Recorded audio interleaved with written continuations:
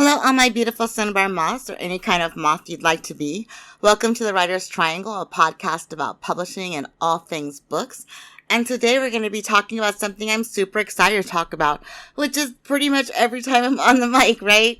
Because I feel like, hey, if I'm going to do this, I might as well be talking about the things that have me feeling passionate about the success for authors and hopeful about the success for, Cinnabar Moth, our press, and also for indie authors and other indie presses out there.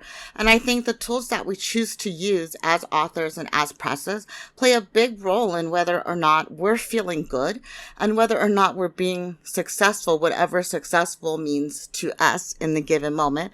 I think for most people, success means book sales. And I think we need to draw back a little bit and look at what goes on before we even create the book and what are the tools that we're using at each stage of creation.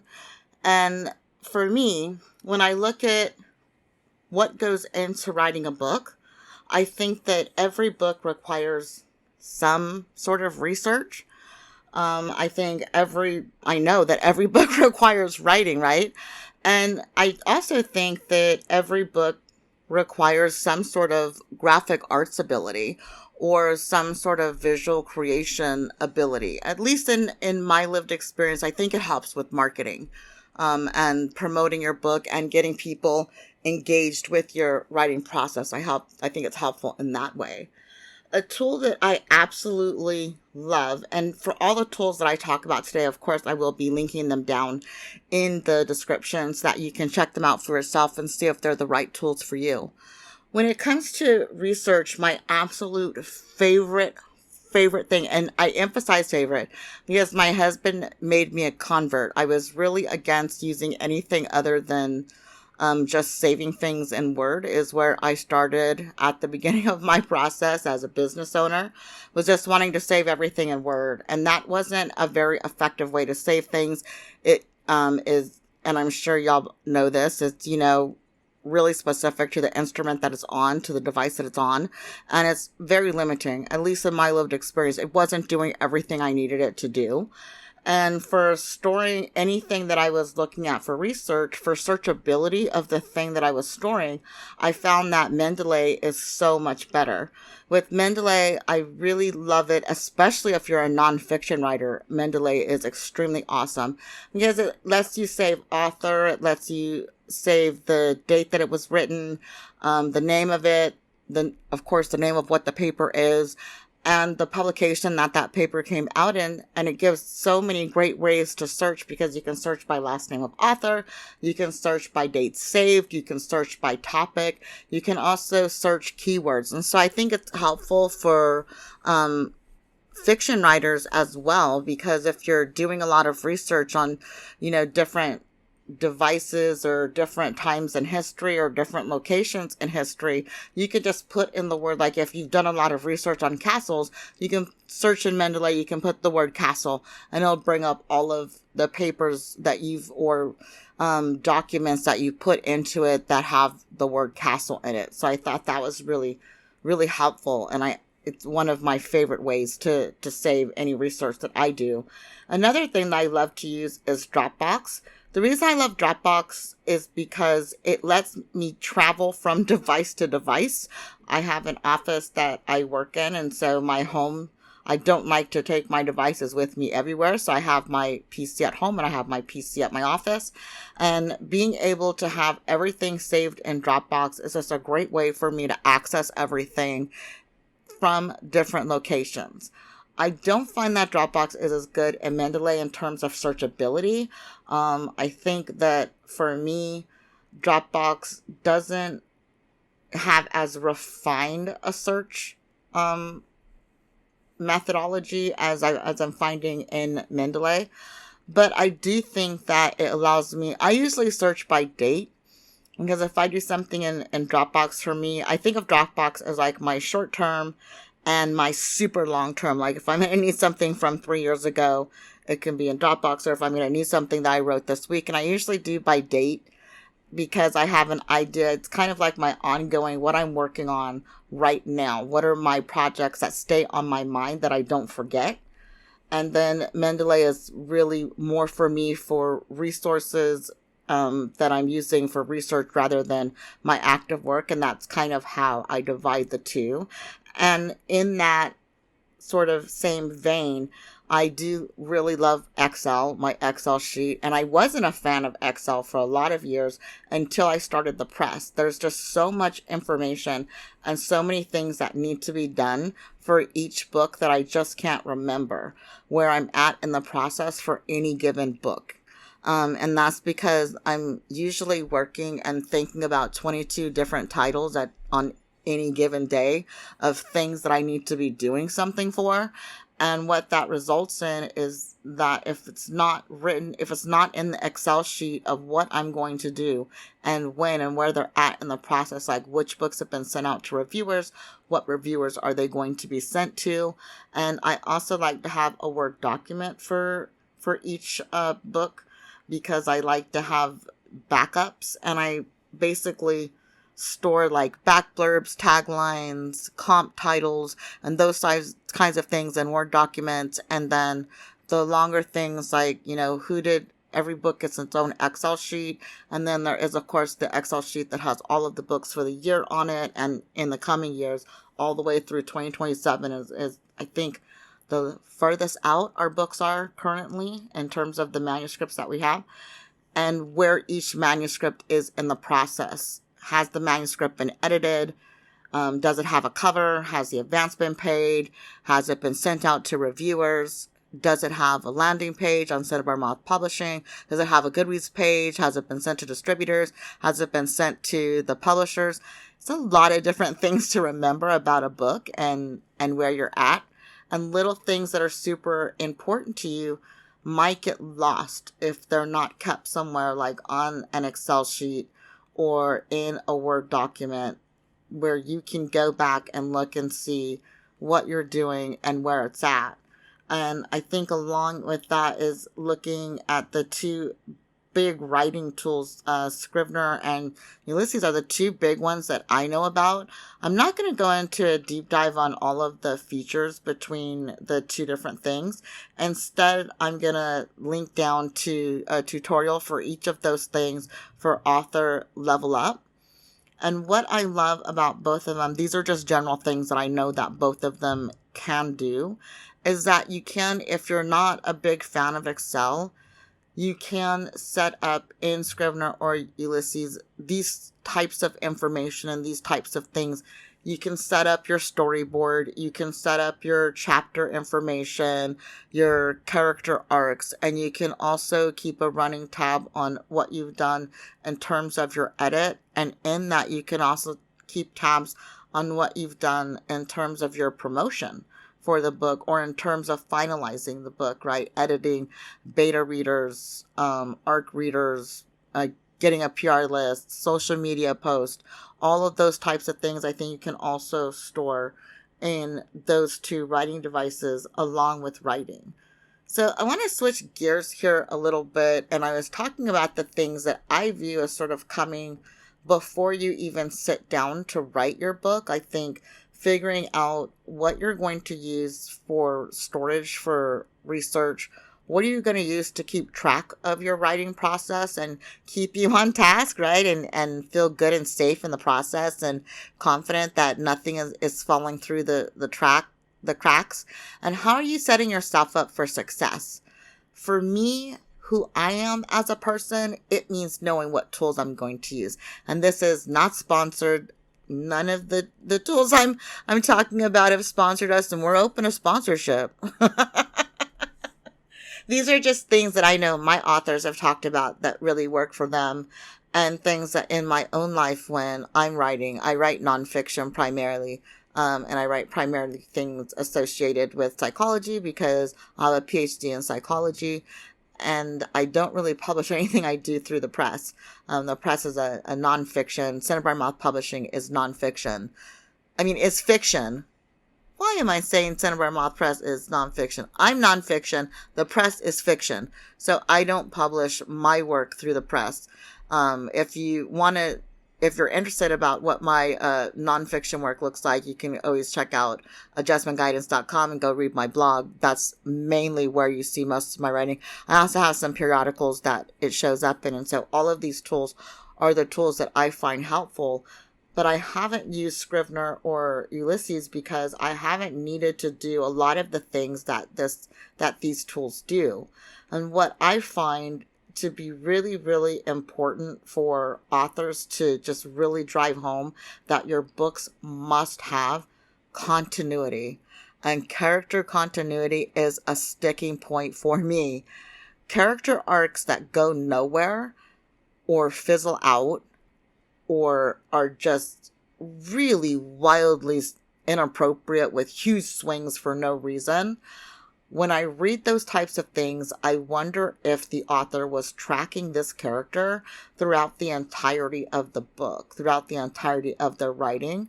And it's natural as an author that your writing goes through iterations and that there will be changes in your character. But if you're using like a Scrivener or Ulysses, then it's easier to track those kinds of things. And I'll give 3 examples that ended up with, one of the examples ended up with us not publishing a book. The second example ended up with a 3-year-long back and forth with the author trying to get the book published. And the third example was just a huge quick fix.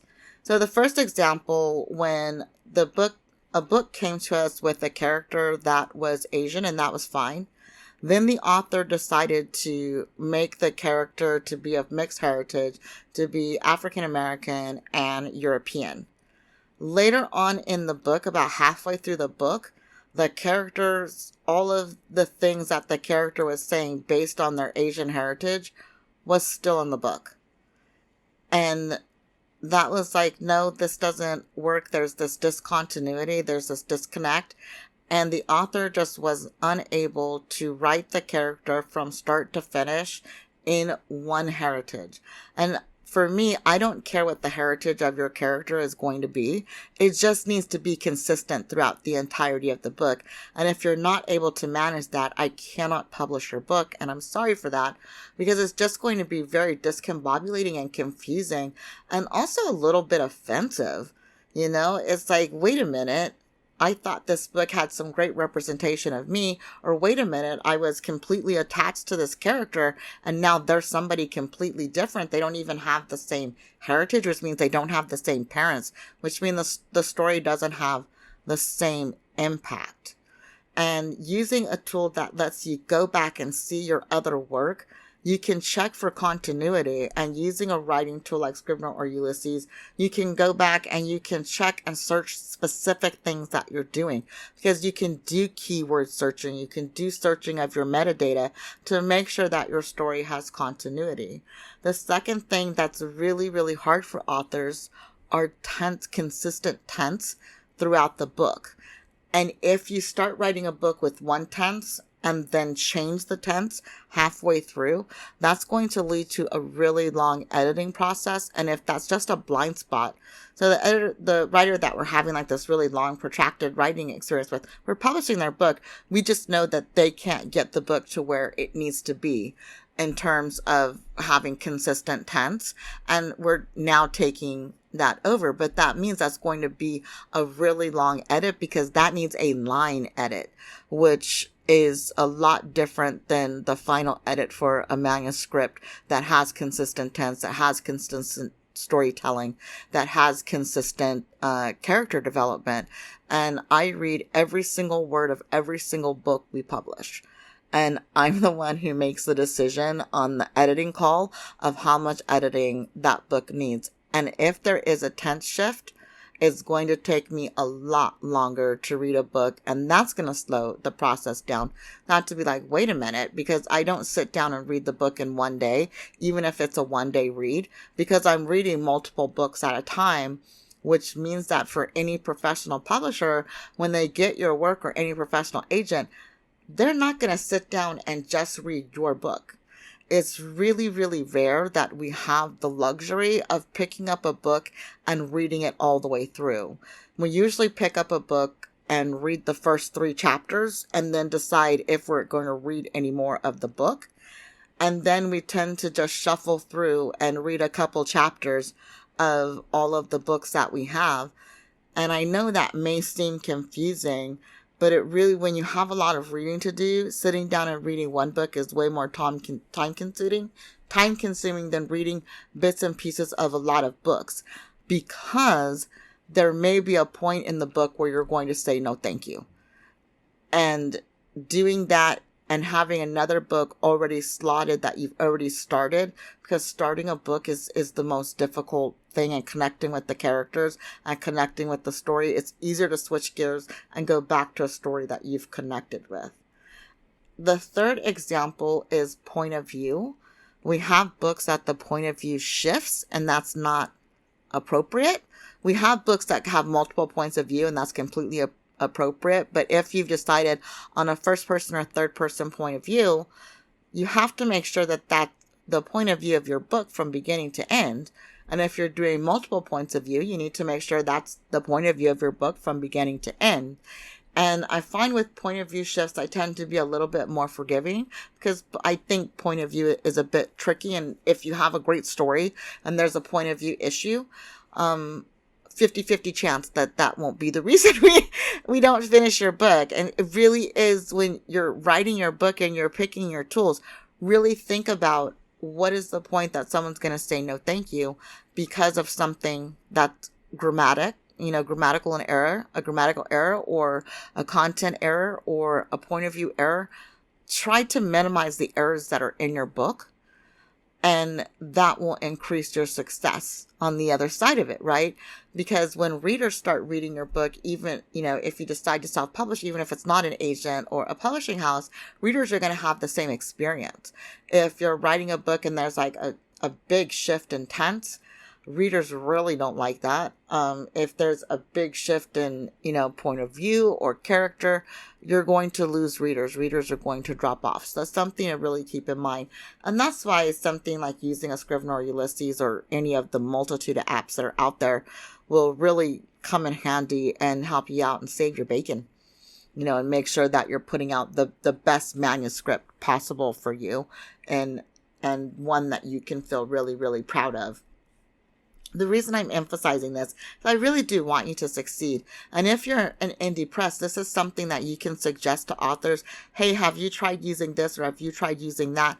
Because there are authors that are not for us, that I tell them, hey, if you fix this, that, and the other, I know a press that might be interested in your work. And I have suggested work. I have given authors referrals to other presses that I'm friendly with and that we have a relationship with, that I think their work would be a better fit. Some of them have ended up getting published. Some of them have not, because it is, again, then up to that press. But if you have a good vibe about an author and you're an indie press, we really do want to see that author be published. And I celebrate those successes. And it makes me feel really good when you hear back from a press and like, yes, we love this book. You're right. It was perfect for us. And then you see them go on and have success with the book, and you see the author be successful. That's such a beautiful experience. So I really encourage presses to give specific feedback. And if you know of a tool, put it down in the comments and let me know if I've missed a tool that you think is really great, that can be really helpful to authors.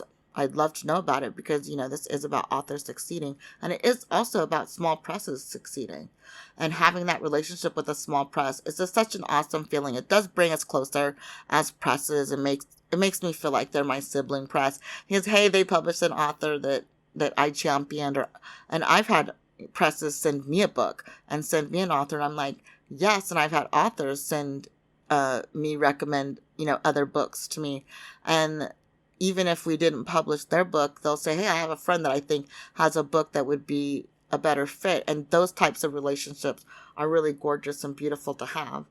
Another thing that authors need, which might be surprising, is I really do believe that authors need some sort of way to create images for their book. And it's for marketing, it's for pre-sales, it's also for helping you realize your book. And if you have aspirations of your book becoming a TV show or getting picked up or getting representation from an agent that does film and TV, and streaming, I really strongly recommend that you think about what your press package is going to be. And today's press releases and press packages are image and video creation heavy.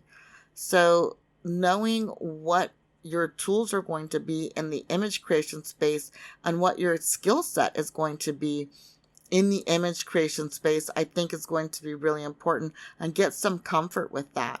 And I find a really great, gentle place to enter is Shutterstock, because the images are so great. They're there. They do have some editing tools, not a lot of editing ability, but it's really easy to take a Shutterstock image and then put it into Canva and add your words, add your text, add your book, and those types of things, or take a couple of Shutterstock images and put together a mood board or storyboard that you can share with people online, or that you can share with people who are interested in your book. And also looking into getting some skill with Photoshop. Photoshop allows the most, I think, the easiest entry place, but also the most professional and polished looking. There are a lot of images I see and I think, oh, that's a Canva image. And I look at other images and I feel like that's a professional image. And I'm sorry that bias exists. Biases are part of the world. And I know that when I go to conferences, we do talk a lot in the indie press space about how to make sure we're presenting as professional as possible, because we're already coming up against a bias that we can't do as much as the big five can do. And I'm going to do a whole podcast on marketing like the big five does, and talking about their sales and what they do to market and how successful their marketing is, because I think there is a lot of mystery around what the big five does for marketing. And I like to demystify stuff, pull back the curtain. And again, it's because I have access to these associations and I get to go to these meetings as a press owner that I get these types of insights. And so I'm always looking to pass on the knowledge. Creating a professional and polished looking image, if you're not used to Photoshop, I think it is worth looking at it, because the main thing I love about Photoshop is that it can increase the pixelation, and that's how much color and how much image is given in a given space. And it can take a low resolution image and turn it into a high resolution, very polished looking image, so that you're not having to jump through a bunch of hoops. And I also I use a JPEG PNG converter, and that's a link down in the bottom as well, because not all of the image that we're working with are a JPEG or PNG or in the specific format that people want. And with Photoshop, sometimes when we're looking at advertising venues and marketing venues, when we're sending them marketing material for our books, they ask for a specific DPI, and they ask for a specific pixelation count, there are different types of color formats that you can look into. And Photoshop allows you to customize and do all of that.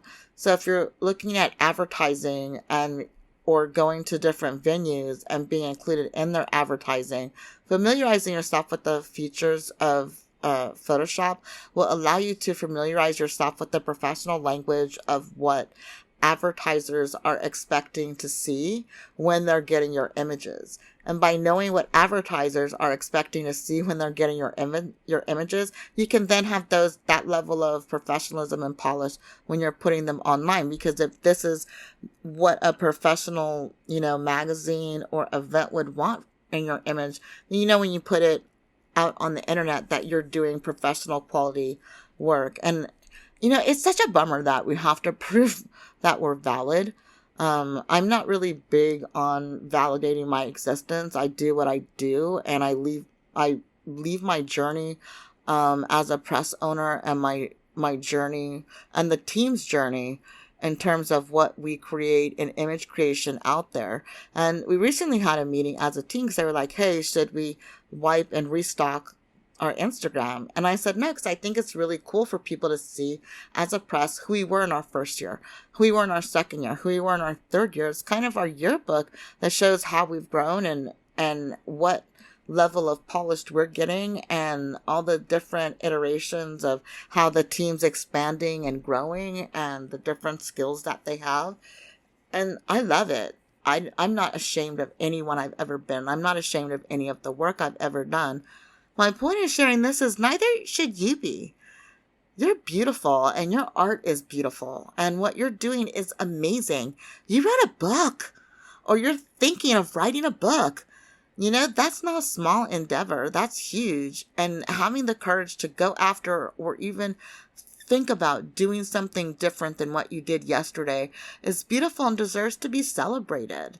And you deserve to be celebrated. You rock and you're awesome and you're valid.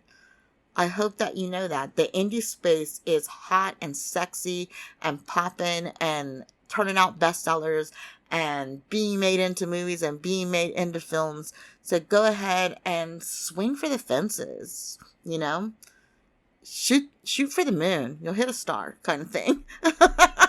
Is where I'm at with that. And so I hope that this is helpful, and check out the links down in the description. And I want to thank all of our beautiful moths for tuning in every week, all of our beautiful cinnabar moths. And you could be any type of moth you'd like to be, or you can even be a butterfly, but I'm not Mariah Carey and I'm not trying to bite her rhyme. Talk to you soon. Bye.